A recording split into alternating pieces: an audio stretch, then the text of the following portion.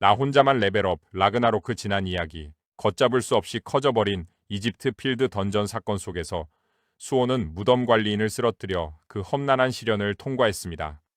그리고 모두의 예상을 뒤엎고 암미트를 옹암매던 사슬을 끊어내는데 성공했습니다. 이로써 강철의 군주의 후계자는 마침내 자유를 얻었고 수호의 새로운 동료가 되기를 맹세했습니다. 임무를 완수하고 자결하는 사막의 태양 아래 던전을 클리어한 수호는 루와 그의 길드원들과 함께 작별 인사를 나누기 위해 공항으로 발걸음을 옮겼습니다. 그들은 출발 준비를 하는 동안 루는 피라미드 필드 위기에서 수호가 보여준 영웅적인 행동에 깊이 감사하며 수호가 한국으로 돌아간 뒤에도 서로 계속 연락을 주고받자고 제안했습니다. 수호는 귀국 항공편을 마련해 준 것에 대해 룸에게 고마움을 표했습니다. 뿐만 아니라 자신의 실종으로 인해 불안에 떨며 헌터협회 지인에게까지 연락했던 삼촌을 안심시켜 준 것에 대해서도 깊은 감사를 전했습니다. 수호는 무사히 돌아왔음에도 불구하고 한국으로 돌아가면 결국 헌터협회를 방문해야 한다는 것을 알고 있었습니다. 깊은 생각에 잠겨있던 수호는 마지막으로 룰을 향해 고개를 돌려 조용히 작별 인사를 나눈 후 비행기에 탑승했습니다. 홀로 남겨지자 그의 옆 그림자 속에서 바로의 목소리가 나타나 마지막으로 비행기를 탄 게 언젠지 기억도 안 난다며 아무렇지 않게 회상에 잠겼습니다. 수호는 한국 게이트가 여전히 봉쇄되어 항공편이 유일한 방법이었음을 인정하며 고개를 끄덕였습니다.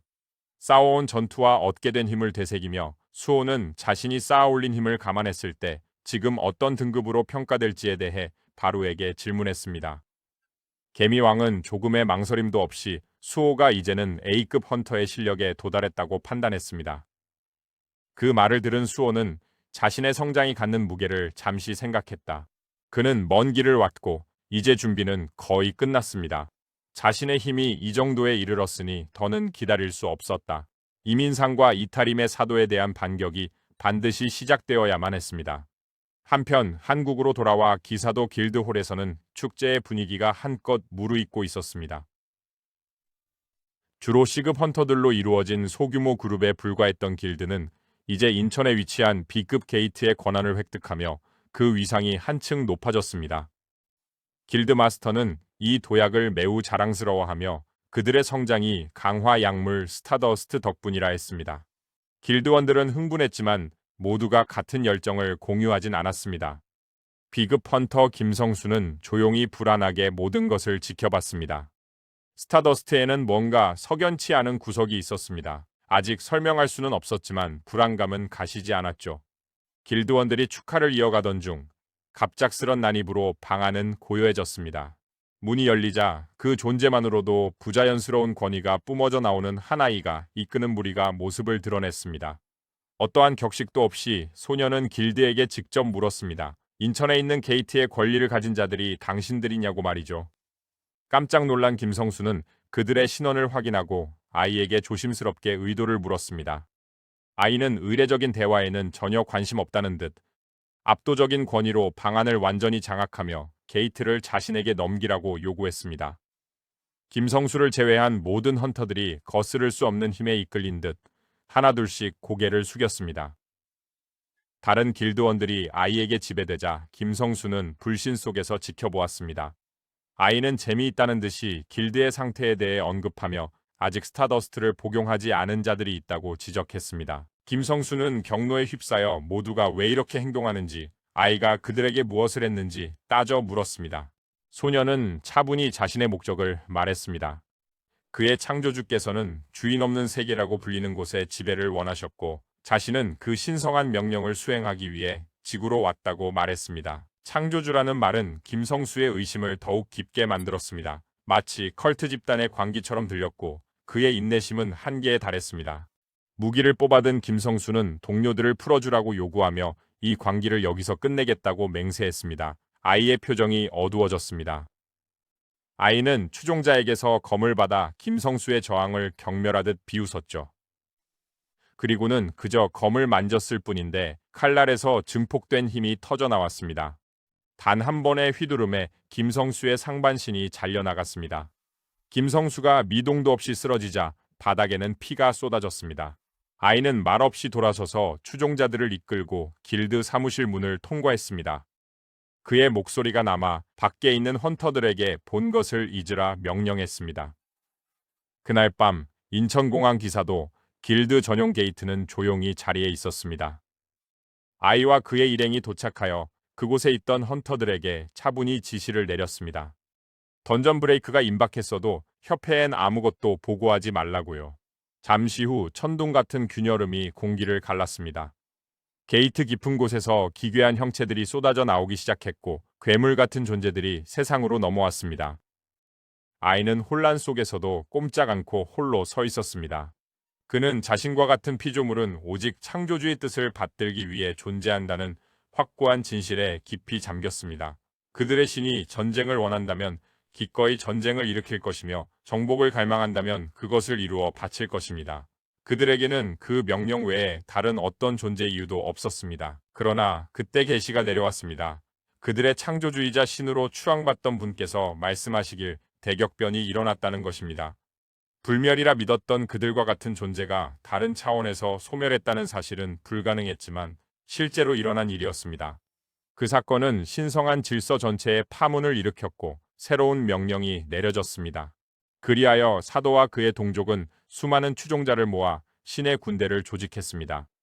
그들의 임무는 주인 없는 세계를 차지하는 것이었습니다. 하지만 그들이 행군하는 차원 통로의 길은 길고 험난했고 그들은 그럼에도 불구하고 그들의 성스러운 추구를 굽히지 않고 견뎌냈습니다. 마침내 도착했을 때 정복하려던 세계는 비어있지 않았습니다. 그들 앞에는 광활하고 무한한 시면이 펼쳐져 있었고 그 시면 속에는 형언할 수 없는 힘을 지닌 존재들에게 둘러싸인 순수한 어둠의 존재가 서 있었습니다. 신의 군대는 여러 차원에서 수많은 적들과 마주했었지만 이런 존재는 처음이었습니다. 전투 중에 어둠의 공포가 그 모습을 드러냈습니다. 쓰러진 신의 병사들은 단순히 죽는 것이 아니라 삼켜지고 타락하여 동족을 등지게 되었습니다. 군대가 싸우면 싸울수록 그들은 약해졌고 적은 그들의 패배를 양분 삼아 더욱 강해질 뿐이었습니다. 신성한 정복으로 시작된 싸움은 필사적인 후퇴로 변해버렸습니다. 주인 없는 세계에서의 전투는 차원을 초월했으며 그들은 곧 승리할 수 없다는 진실을 직시하며 절망에 사로잡혔습니다. 그들의 신성한 힘은 시면 앞에서 아무런 의미가 없었습니다. 그때 패배의 그림자 속에서 티얼이라는 사자가 새로운 전략을 들고 일어섰습니다. 그는 어둠이 자신들을 쫓아왔기에 더는 원래 있던 세계를 지킬 수 없다고 지적했습니다. 이것이 기회였습니다. 티엘은 다른 것도 발견했습니다. 이 버려진 세계의 주민들은 타고난 만화가 없었습니다. 그 약점은 이용될 수 있었습니다. 전쟁 대신 타락으로 정복을 이룰 것이었습니다. 그리하여 새로운 방법, 미스트번즈라는 교묘하고 은밀한 전술이 탄생했습니다. 가장 약하고 가장 광신적으로 헌신하며 마음이 오래전에 무너진 추종자들이 그것을 실행하기 위해 선택되었습니다. 각 개인은 무력했으나 만화가 없는 세상에서 그들의 믿음은 들불처럼 퍼져나갔습니다. 계획은 아주 간단했습니다. 믿음이 커지면 성역을 만들 예정이었습니다. 그 성역을 거점으로 기적이 현실이 되고 그곳에 확고한 발판이 마련될 터였다. 이러한 이해를 바탕으로 신의 군대는 티엘의 전략을 전적으로 신뢰했다. 그는 망설임 없이 자신의 힘을 5조각으로 나누었고 각 조각은 그의 힘의 일부를 지니게 되었다. 그들 중 가장 약한 자가 미스트번즈의 불꽃을 품고 주인 없는 세계에 첫 발을 내디뎠습니다. 그 도착은 어둠에게 발각되지 않았고 덕분에 방해받지 않고 낯선 차원으로 스며들 수 있었습니다. 하지만 예상치 못한 일이 조각을 기다리고 있었습니다. 만화가 없다고 여겨지던 이 세계의 존재들이 어찌된 일인지 만화를 얻게 되었습니다. 이 발견은 기존의 모든 가정을 무너뜨렸습니다. 티엘의 조각은 곧 만화의 출현이 대격변이라 불리는 사건과 관련이 있다는 사실을 밝혀냈습니다. 그것은 이 세계의 근본적인 구조를 송두리째 바꾼 현상이었습니다. 증언이 필요했기에 첫 조각은 기다렸습니다. 두 번째 조각이 마침내 도착하자 둘은 완벽하게 합쳐져 형태와 결의를 굳건히 했습니다. 그리고 현재 아이의 몸에 깃들어 하나가 된 조각들은 이 세계를 휩쓸고 있는 변화들을 되짚어보게 되었고 이러한 변화들이 더 이상 단순한 우연이 아니라는 것을 깨달았습니다. 그럼에도 아이는 더 이상의 혼란은 용납하지 않겠다는 굳은 결심을 지켰습니다. 계획은 반드시 실행되어야만 했습니다. 결국 그는 TL의 한 조각이었고 이것이 바로 그의 신성한 목적이었습니다. 그리고 그 순간 모든 것이 그가 바라는 대로 펼쳐졌습니다. 공항은 완전히 혼돈에 빠졌습니다. 던전 게이트에서 터져나온 마수들이 터미널을 헤집고 지나가며 파괴를 일삼자 순식간에 공포가 사람들의 비명과 함께 번져나갔죠. 공항에 빠진 시민들이 탈출하려 비명이 건물 전체에 울려 퍼졌습니다. 이러한 혼란 속에서 사도는 잠자코 모든 상황을 주시하고 있었습니다. 그 정도의 강력한 만화를 지닌 마수가 계속해서 날뛰게 된다면 머지않아 고위 랭크의 헌터가 반드시 나타날 것이라고 예측했습니다. 이는 S급 헌터의 능력을 직접 평가해볼 절호의 기회이자 그들의 임무 수행에 결정적인 영향을 미칠 수 있는 중요한 정보가 될 수 있었습니다. 근처에 주둔하던 헌터들이 비상사태에 대응하려 했지만 아이에 의해 순식간에 제압당했다. TL의 신성한 힘에서 발현된 증폭 능력을 사용하여 그는 헌터들의 육체를 완전히 지배했습니다. 스타더스트를 복용한 자들은 그가 품었던 의지의 단순한 연장선에 불과했고 필요에 따라 움직이는 장기말에 지나지 않았다. 고블린들이 활보하고 마수들이 거리낌 없이 공격하면서 공항은 혼돈에 빠져들었다. 그 순간 새로운 존재가 광기 속으로 나타났다. 이집트에서 갓 돌아온 수호가 공항 입구에 발을 디뎠다. 그는 눈앞에 펼쳐지는 재앙을 보며 눈을 가늘게 떴다. 망설이지 않고 그는 앞으로 돌진했고 마치 정교함과 격렬함이 뒤섞인 회오리 바람처럼 고블린들을 정확하고 효율적으로 쓰러뜨렸다. 유리한 지점에서 사도는 수호에게 시선을 고정했다. 기억이 스쳐 지나갔다. 민성은 하이에나 길드를 전멸시킨 가면쓴 헌터에 대해 언급했었다. 그의 앞에 있는 검은 옷의 인물은 그 묘사와 완벽하게 일치했다. 사도의 생각과 상관없이 수호의 칼날은 계속 춤췄습니다. 그가 돌진하는 길목에서 고블린들이 뼈가 부러지고 목이 꺾이며 쓰러졌습니다. 하지만 이 혼돈 속에서도 수호는 머릿속을 맴도는 질문을 떨칠 수 없었습니다. 어떻게 이 정도 규모의 던전 브레이크가 헌터 협회의 감시망을 벗어날 수 있었을까? 뭔가 심각하게 잘못되어 있었습니다. 그는 그런 생각은 접어두고 민간인들을 안전하게 대피시키는 데 집중했습니다. 쓰러진 마수들 위로 손을 들어 올리며 그의 목소리가 명령을 내렸습니다. 일어나라. 그림자들이 꿈틀거렸습니다. 죽었던 고블린들이 수호의 지배 아래 다시 꿈틀거리며 일어섰다. 수호는 잠시도 쉬지 않고 소환한 병력에게 생존자들을 안전한 곳으로 안내하고 폐허 속에서 길을 열라고 지시했다. 곁에서 지켜보던 사도는 믿을 수 없다는 듯 그 자리에 얼어붙었다. 수호가 보인 힘과 그림자를 다스리는 재주는 예상치를 훨씬 뛰어넘는 것이었습니다. 인간이 그런 권능을 휘두른다는 것은 도저히 상상할 수 없었죠. 그 순간 모든 것이 명확해지기 시작했습니다. 하이에나 길드의 몰락, 스타더스트 공장의 파괴, 이 모든 것이 수호의 소행이었다. 그는 단순한 위협을 넘어 신성한 임무를 가로막는 직접적인 방해물이었다.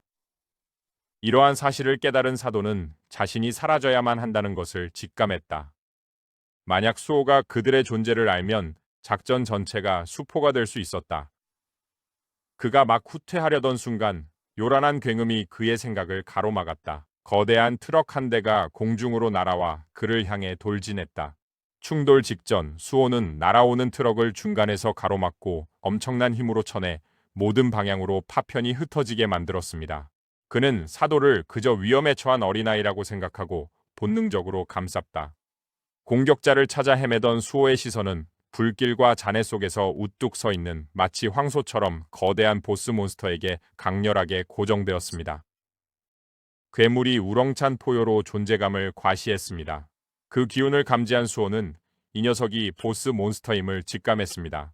그림자 속에서 베르가 나타나 괴물에게서 나오는 기운이 틀림없는 타림의 것이라며 그의 의심을 확신시켜 주었습니다. 그들이 말을 섞을 틈도 없이 야수는 달려들었습니다. 운석처럼 떨어지는 주먹에도 수호는 굳건히 버텨냈습니다.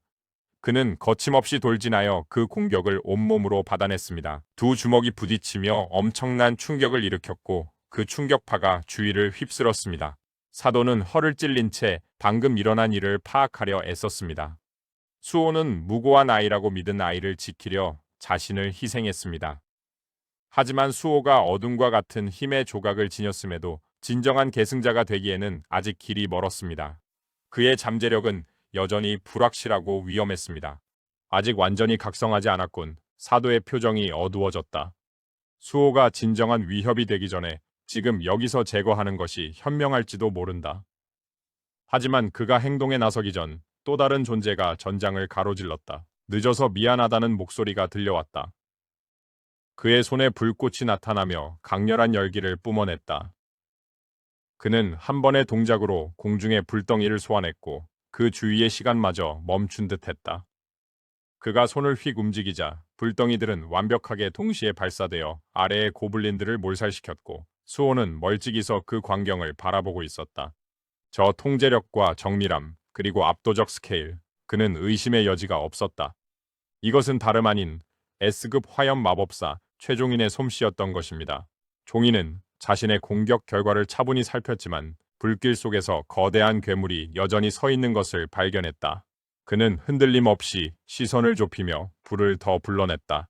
이번에는 불꽃으로 활을 만들어 화살을 불러낸 후 단 한 번의 움직임으로 활 시위를 놓았습니다. 발사체는 마치 미사일처럼 앞으로 맹렬히 쏘아져 나갔고 엄청난 폭발력으로 괴물에게 강타하며 전장을 가로질러 날려버린 뒤 건물 잔해 속으로 완전히 사라졌다. 고요함이 찾아왔다. 위험은 확실히 사라졌다. 군중은 그들을 구하러 온 유명한 헌터를 알아보고는 안도하며 환호성을 터뜨렸다. 최종인의 날카로운 눈은 폐허를 훑었다. 조금 전만 해도 분명히 아이와 함께 있는 듯한 헌터를 목격했던 것 같은데 지금은 그 자리에 아무도 남아있지 않았다. 붕괴된 건물의 좁은 틈새에 몸을 숨긴 수호는 발각되지 않으려 미동도 하지 않았다. 그는 엄폐물이 되어준 공간에 고마움을 느끼며 조용히 숨을 내쉬었다. 종인의 도착이 시선을 끌었으니 정체를 드러내지 않고 몰래 빠져나가는 것이 최선이었다. 하지만 그는 조용히 물러났지만 마음은 여전히 혼란스러웠다. 지금까지 이탈함은 그림자 속에서 은밀하게 활동하며 공개적인 움직임을 전혀 보이지 않았습니다. 그러나 이번 공격은 인구 밀집 지역에서 대낮에 대담하게 벌어졌습니다. 뭔가 달라졌다. 그들 방식은 더 이상 미묘하지 않고 공격적이었다. 한편 전투가 한창인 전장과는 멀리 떨어진 다른 곳에서 사도는 홀로 고요히 서서 앞에 놓인 유리를 응시하고 있었다. 그때 갑자기 그의 뒤편으로 포탈이 섬광처럼 나타났다. 그 안에서 한 목소리가 그를 맞이했다. 그것은 바로 TR의 세 번째 조각이었다. 두 번째 조각이 세 번째 조각에게 항복하고 합쳐질 때가 온 것이다. 사도는 침착하게 몸을 돌려 그 목소리를 인정했다. 통제권을 포기하기 전에 그는 중요한 정보를 공유해야 한다고 주장했다. 이 세계엔 임무를 위태롭게 할 위협적 존재들이 있었다. 하지만 사도가 더 말을 할 틈도 없이 포탈 안에서 울려 퍼지는 목소리가 그의 말을 가로막았습니다. 몸이 한번 장악되면 기억이 모든 것을 명백하게 드러내줄 것이라고 선언했죠. 사도는 그의 목적을 달성했고 계획대로 이제 흡수될 것이었다. 더 이상의 항의 없이 포탈에서 에너지가 솟구쳐 사도를 완전히 집어삼켰습니다. 그 순간 눈부신 섬광이 방 전체를 뒤덮었습니다. 빛이 사라지자 이전에 사도가 있던 자리에 새로운 인물이 서 있었다. 세 번째 조각이 깨어난 것이다. 물려받은 기억들이 정리되자 한 가지 사실이 뚜렷하게 드러났다. 어둠과 동등한 권능을 지닌 인간의 출현은 전혀 예상 밖의 일이었다.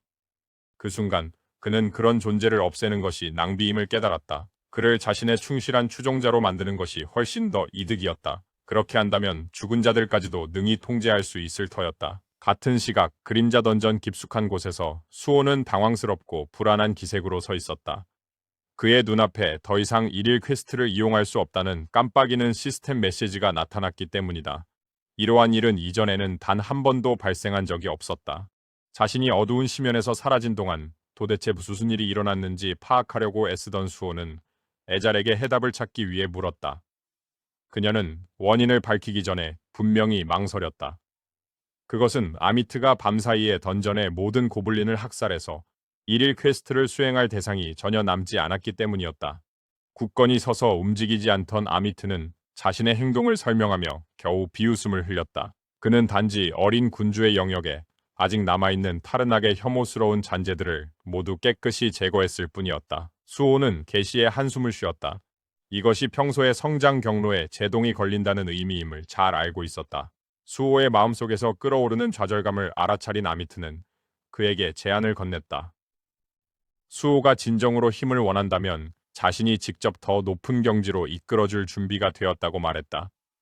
바로 그때 아미트의 의도에 반응이라도 하듯이 수호의 눈앞에 새로운 알림이 깜빡이며 존재감을 드러냈습니다. 거절할 여지가 거의 없었기에 그는 퀘스트를 수락하고 세부 사항을 확인했다. 임무는 간단해 보였다. 팔굽혀펴기 100회, 윗몸 일으키기 100회, 스쿼트 100회, 그리고 10km 달리기. 그에게 특별히 인상 깊지 않았지만 그의 시선이 특별한 조건에 닿았다. 모든 임무는 아미트가 등에 탄 채로 완료되어야만 했습니다. 난이도는 상상할 수 없을 정도로 치솟았습니다. 더 심각한 건 아미트의 크기가 그 임무를 불가능하게 만들었다는 점이다. 하지만 마치 우려를 예상한 듯 아미트가 해명하기를 타르낙에 의해 셀 수 없이 파괴되고 재생되면서 자신의 몸을 완벽히 제어하게 되었고 그로 인해 형태를 자유롭게 조작할 수 있게 되었다고 한다. 그 말과 동시에 아미트는 몸을 줄이기 시작했고 위압적이던 그의 모습은 수호 위에 우뚝 서지 않을 정도로 계속해서 작아졌습니다. 하지만 아미트는 이렇게 작아진 모습으로도 시간을 낭비하지 않았죠. 훈련은 즉시 시작되었고 수호는 망설임 없이 이를 받아들였습니다. 바닥에 엎드려 몸을 단단히 한 그는 팔굽혀펴기를 시작했다. 이것이 평범한 시험이 아니라는 걸 알았다. 만약 아미트와의 유대스키를 해제하고 필요한 힘에 한 걸음 더 다가가고 싶다면 반드시 극복해야 할 도전이었다. 아미트가 그의 등에 올라타자 수호의 몸은 짓누르는 무게에 즉시 무너져 내렸다. 그의 숨이 헐떡이며 새어나왔고 현실이 강하게 다가왔습니다. 아미트는 크기만 줄고 질량은 그대로였죠. 불가능할 것 같았지만 돌아갈 수는 없었습니다. 수호는 앞으로 나아갈 수밖에 없었습니다. 한편 파주에 있는 필드형 던전 안, 지금은 스타더스트 생성 실험실로 개조된 곳에서 이민성은 작업을 면밀히 지켜보고 있었지만 그의 마음은 다른 곳에 있었습니다. 그는 다가오는 한 가지 세부 사항에 시달리고 있었습니다. 그의 길드마스터인 임태규가 머지않아 한국으로 돌아오게 될 예정이었다. 최근 그를 괴롭히며 오래된 좌절감을 되살렸다. 공장 밖으로 나와 야외로 나선 이민성은 조용히 스스로에게 진실을 인정했다. 그 아이가 임태규를 없애는 건 시간 문제였어. 그 난관만 넘어서면 모든 것이 제자리를 찾을 것이다. 그는 모든 것을 원래 있어야 할 상태로 자신이 정점에 서 있던 그 시절로 되돌릴 작정이었다. 그에게 필요한 건 인내, 조금만 더 버티면 됐다. 저 위, 현장이 내려다 보이는 탑 위에서 한 인물이 그의 움직임을 지켜보고 있었다.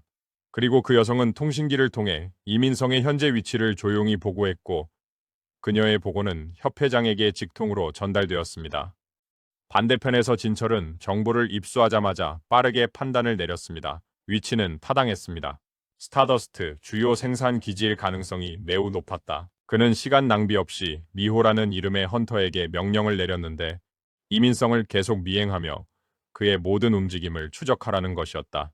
통화가 끝나자 진철은 이미 우려를 표하기 위해 도착해 있던 종인에게로 몸을 돌렸다. 그는 최근 공항 던전 브레이크와 연관된 정보, 특히 민성의 행적에 대한 정보를 가지고 왔습니다. 종인 또한 골치 아픈 패턴을 털어놓았습니다. 인근 게이트를 감시하는 임무를 맡았던 협회 직원들은 모두 정확히 같은 시각에 기억 상실을 겪었고 그들 한 명 한 명이 스타더스트에 노출되어 있었다.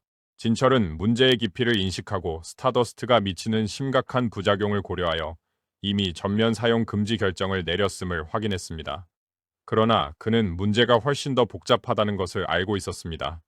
이민성은 혼자 행동하는 것이 아니었던 것입니다. 이 모든 작전을 배후에서 조종하는 자들이 숨어 있었고 진철은 그들 모두를 끌어내릴 작정이었다. 한편 그림자 던전에서 수호는 여전히 훈련하며 앞으로 나아가고 있었다. 반복할 때마다 근육이 비명을 질렀고 팔굽혀펴기 한 번에 몸이 부서질 것 같았지만 그는 거친 숨을 몰아쉬고 떨리는 팔로 오직 하나의 목표에만 집중하며 계속했다. 마침내 100번째 팔굽혀기를 마치자 그의 팔은 무너져 내렸고 온몸에 고통이 꿰뚫었다. 압력에 뼈가 금이 갔다. 애실과 그레이는 충격에 얼어붙어 훈련이 가져온 잔혹한 대가를 이해할 수 없었습니다. 베르는 수호를 심하게 몰아붙인 아미트에게 격분하여 소리쳤습니다. 그는 훈련을 즉시 중단하라 요구했지만 수호는 아직 끝나지 않았다. 소란에도 그는 떨리는 손으로 시스템 인터페이스에 천천히 손을 뻗었습니다. 그는 어떻게든 상태창을 열어 상점에 접속했습니다. 남아있는 아주 적은 힘으로 그는 회복 물약을 구매했습니다. 그것을 마시는 순간 고통이 가라앉고 힘이 팔다리로 다시 솟구쳤습니다. 이 훈련은 무자비했으나 그에게 필요했습니다. 이민성과의 싸움이 다가오고 있었고 그는 준비해야만 했습니다. 아미트를 돌아보며 수호는 고개를 끄덕였습니다. 훈련은 계속될 것입니다. 그리고 그렇게 되었습니다.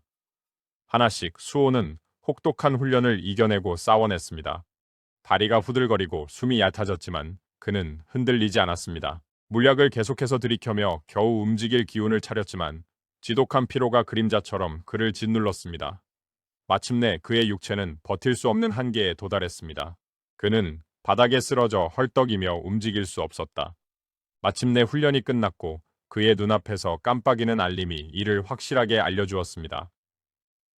바닥에 쓰러진 채로 수호는 방금 견뎌낸 지옥을 되돌아보았다. 하지만 그만한 대가가 있었다. 그의 힘은 강해졌고 지구력은 레벨업했으며 이제 보상은 그의 소나귀에 있었다. 고통에도 불구하고 수호는 내일 다시 돌아올 것을 알고 있었다. 그래야만 했다. 아미트는 수호의 결의를 조용히 인정하며 내일도 그를 혹독하게 훈련시킬 준비가 되어 있음을 분명히 했다. 한편 사신 길드 본부 안에서는 이민성이 자신의 책상 뒤에 앉아 눈앞에 놓인 서류에 시선을 고정하고 있었다. 서류의 내용은 그를 곤란하게 만들고 있었다. 그의 맞은편에 앉아있던 헌터협회 대표는 상부로부터 받은 공식 메시지를 전달했다. 길드가 수많은 필드형 던전을 통제하는 상황이 심상치 않게 여겨져 경고음이 울렸고 그 중에서도 파주에 위치한 B급 필드형 던전이 특별히 문제가 되었습니다. 협회는 최종 결정을 내렸습니다. 해당 던전은 지체 없이 정화되어야만 했습니다. 설상가상으로 민성에게는 빠져나갈 구멍이 없었다. 헌터 라이선스를 유지하고 싶다면 다가오는 레이드에 참여하는 것 외에는 선택지가 없었다. 민성이 그 의미를 곱씹는 동안 방 안에는 침묵이 감돌았다. 그의 침착한 겉모습 아래로 좌절감이 끌어올랐습니다. 그가 보기에 이것은 명백히 진철 회장의 소행이었습니다. 자신 길드의 통제하에 있는 가장 크고 가장 중요한 공장인 파주 필드를 노린 것은 그가 간과할 수 없는 움직임이었습니다. 그가 항의의 목소리를 내기도 전에 사신 길드의 길드 마스터인 임태규가 자신의 입장을 명확하게 밝혔습니다. 그는 망설이지 않고 협회의 요청을 받아들였고 그의 말에는 더 이상 논쟁의 여지가 없었습니다. 협회 대표는 임태규 길드장의 수락을 확인한 뒤 파주 필드 레이드에 협회 소속 헌터들을 파견할 것이라고 말하며 자리를 떴습니다. 사신 길드는 그들과 협력 파티를 구성해야 했습니다. 대표 뒤로 문이 닫히자 민성의 자제력은 산산조각 났습니다. 그는 태규에게 따져 물으며 설명을 요구했습니다. 그는 태규가 자신들의 작전에 전부나 다름없는 필드형 던전 통제권을 어찌 그리 쉽게 포기했는지 이해할 수 없었습니다. 그러나 태규는 미동도 하지 않았습니다. 그는 헌터협회가 함부로 움직이는 게 아니라고 민성에게 상기시켰죠. 단순히 던전을 없애려는 게 아니었습니다. 민성의 은밀한 활동을 이미 알아냈을 가능성이 컸다. 그는 거기서 멈추지 않았다.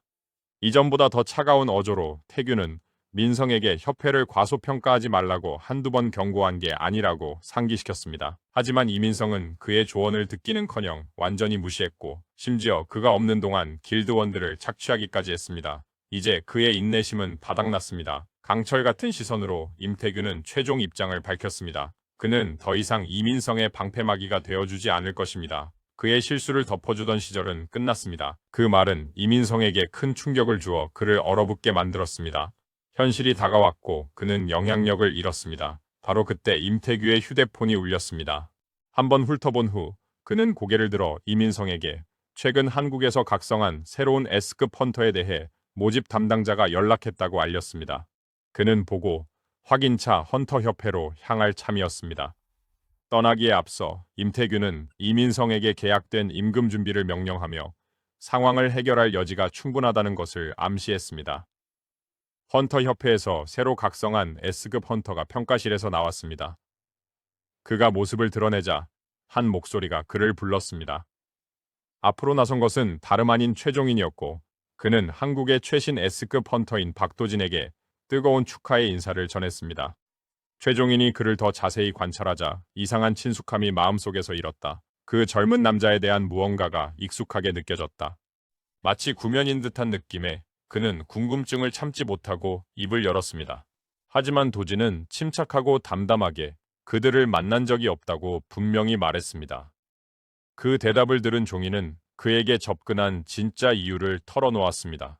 그는 자신의 길드에 들어오라는 제안을 건넸습니다. 도지는 여전히 흔들림 없이 정중하게 사양의 뜻을 밝혔습니다. 그는 이미 선택을 마쳤다며 입구 쪽으로 오는 누군가를 향해 손을 들어 가리켰습니다. 모든 시선이 그의 손짓을 따라 문 쪽으로 향했고 그곳에는 급하게 달려온 듯 숨을 몰아쉬며 임태규가 서 있었습니다.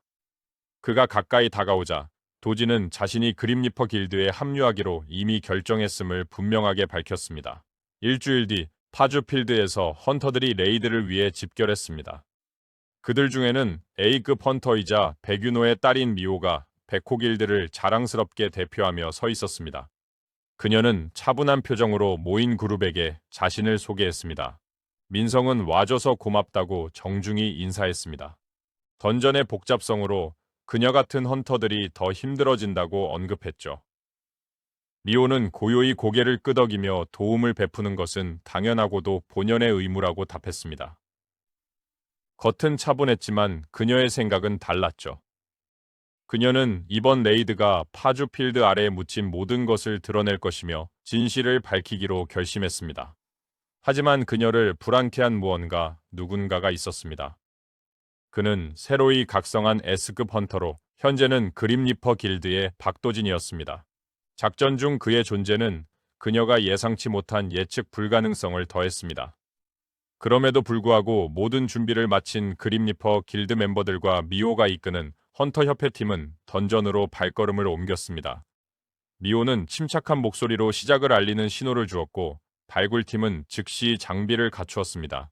마침내 파주 필드 레이드가 시작되려는 참이었습니다.